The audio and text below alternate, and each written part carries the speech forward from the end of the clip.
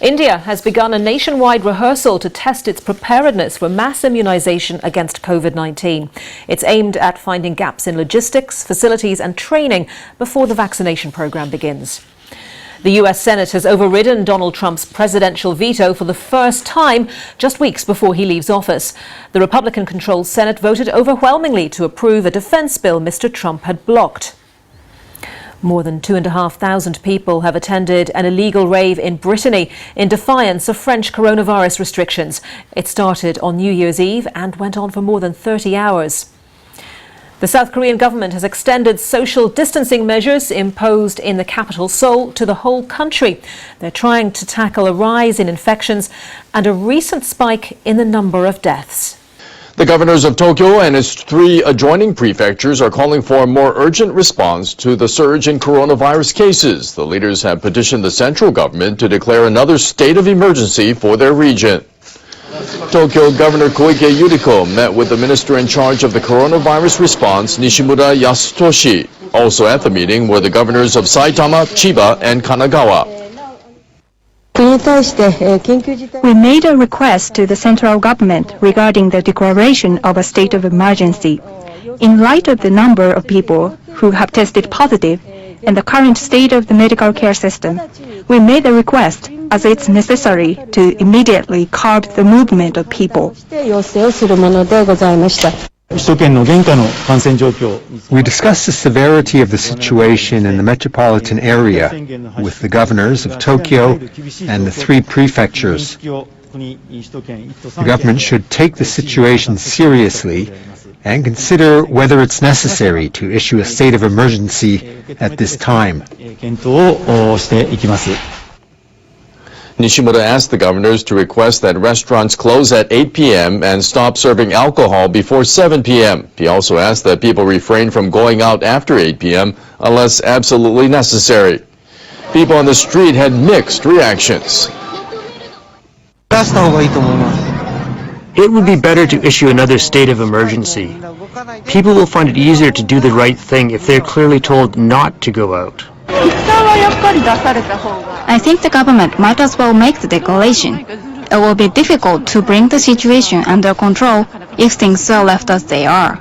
To be honest, I don't think it's necessary. It could be dangerous to let the economy deteriorate further. The Tokyo Metropolitan Government has confirmed over 800 new cases in the capital on Saturday. Thursday marked a record high of 1,337, exceeding 1,000 for the first time. The number of people hospitalized with COVID-19 in Tokyo hit a fresh high on Friday. There are growing fears about the ability of the medical system to cope with the influx of patients.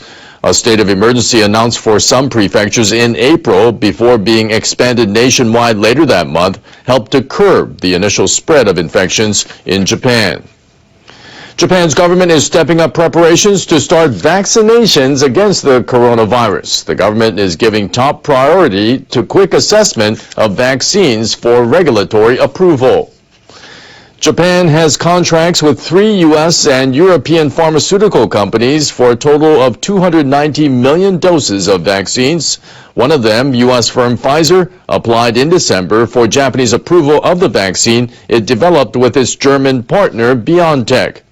The decision whether to approve the vaccine is expected as early as February. The government plans to vaccinate healthcare workers first, possibly within weeks of an approval. It says elderly people will likely start getting inoculated in late March, followed by people with underlying health conditions. Officials are asking local governments to prepare to store the doses and give vaccinations, as well as handle notifications needed to receive shots. The officials are also taking steps to disclose information on possible side effects and how to deal with them, including observations after injections. Cases of severe allergic reactions have been reported abroad. Japan says it will strengthen security in waters around the Senkaku Islands in Okinawa Prefecture amid increasing activity in the area by Chinese government ships.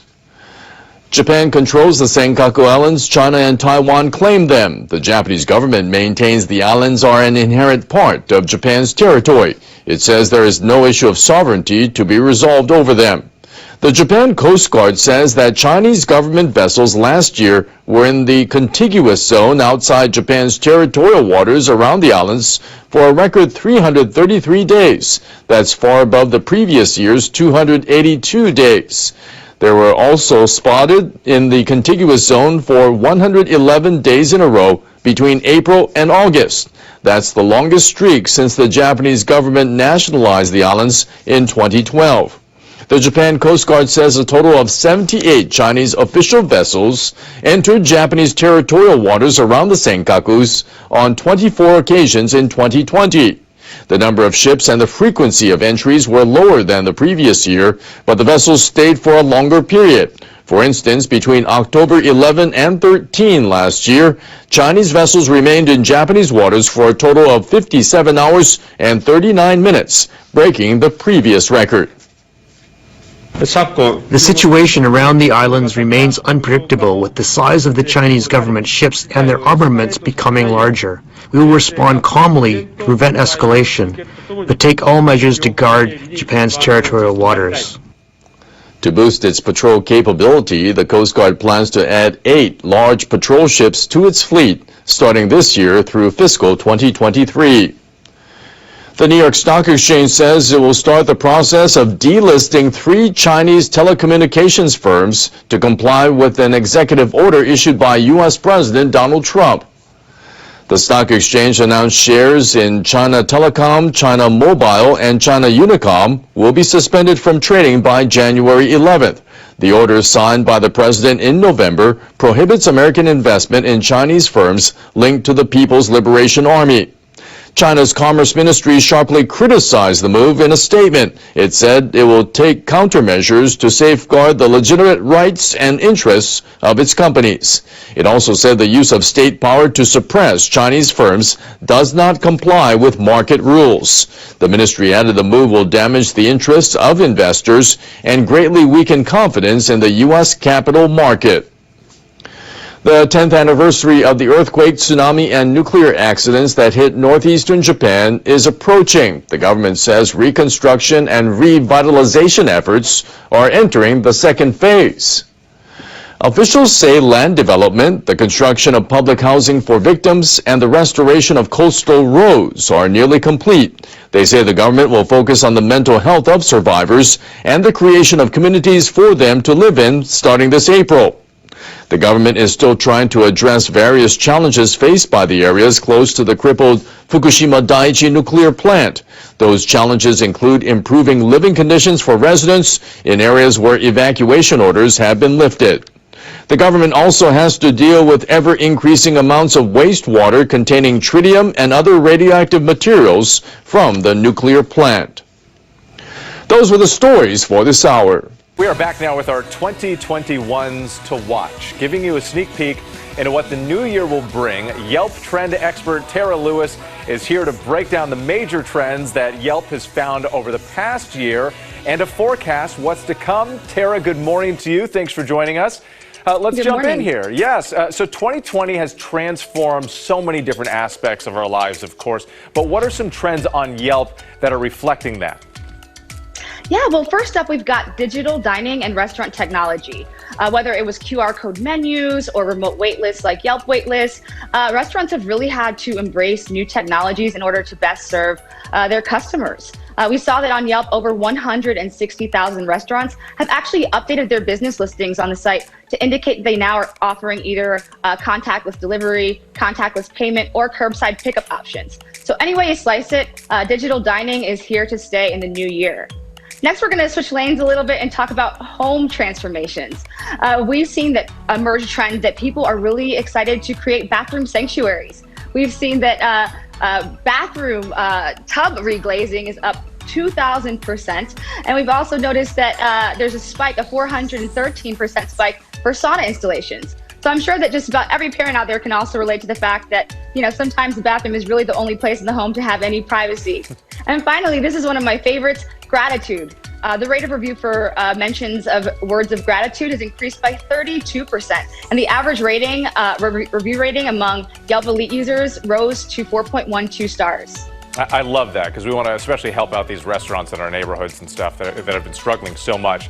Yelp also found an increase in values-driven spending as well. Tell us about that. That's right. You know, people have been inspired to be much more intentional with how they're spending their money. We've seen searches for Black-owned businesses increase by 6,500%, and we've seen mentions for women-owned businesses increase by 114%. So we expect that in the new year, people will continue to be really excited to support small businesses like Make It Classy, a woman-owned business based out of Indianapolis that specializes in plant-based skin and hair care products. Make sure to check them out. All right, Tara, quickly, we don't have much time left, but we have a special delivery from Emmy Squared Pizza right here. And there's a new pizza trend that everybody's talking about. What can you tell us about that? Yeah, well, you know, Detroit has always been well known for their music and their cars, but also their Detroit-style pizza. And this year, Detroit-style pizza is really taking center stage, due in parts to popularity of restaurants like Emmy Squared and also Detroit's own Pie-Sci. We've seen an increase of 52% in mentions on Yelp, and we expect that to continue to grow in the new year as well. Love it. Can't have enough pizza, especially for breakfast. Tara, thank you so much, and Happy New Year to you. About the pandemic now. This new year brings us a bleak new milestone. America has now surpassed more than 20 million confirmed cases of COVID-19, with total deaths close to 348,000. California has just experienced its deadliest day, recording a record 585 deaths in 24 hours. And ABC's Zareen Shah is at a field hospital in Los Angeles this morning. Good morning to you, Zareen. Good morning, Dan. Overnight, 3 more cases of that new strain found in San Diego, bringing the total number here in California to 4. They are all men with no known contact to each other, but officials fearing the number of those cases is going to grow. This morning, a growing number of coronavirus cases of the UK variant in California. 4 confirmed in San Diego. In hard-hit LA County, Cedars-Sinai nurses fighting back tears with the growing number of patients. Things are really bad. We're overwhelmed. We're stressed. We're stretched so thin. It's pretty unimaginable. And we're breaking. Nurses begging people to stay home. If somebody break the leg, we literally are that close, not having any space at all. California experiencing 585 deaths in one 24-hour period this week. LA County supervisor requesting the hospital Navy ship Mercy return. All of this as some mostly maskless events continue, like this prayer event hosted by actor Kirk Cameron. In New York, authorities cracking down on New Year's celebrations, shutting down illegal clubs as the state marked its deadliest day since May. And in Texas, businesses facing fines as Austin residents flood bars and restaurants through New Year's Eve, despite a judge upholding a 10:30 curfew. Across the state in El Paso, 35-year-old teacher Zelene Blancas, who gained popularity from this 2018 video of her first graders hugging, dying after a 2-month COVID battle. You could just tell she was just a burst of sunshine. She always had a smile and giving it her all for her students. A surge in cases felt nationwide. Florida reporting its first identified case of the UK variant, becoming the 3rd state in the U.S. to do so. In North Carolina, construction for a field hospital starting overnight. Georgia reopening an Atlanta field hospital. Across the state, Lisa Martin's family nearly losing all hope. The mom of 4 in a coma. Following directions from her will, they almost took her off the ventilator. That was the darkest day of my life. That moment right there, when I'm looking at my wife, her eyes were open and fixed. But Martin waking up, and after a months-long stay in the hospital, finally going home for the new year.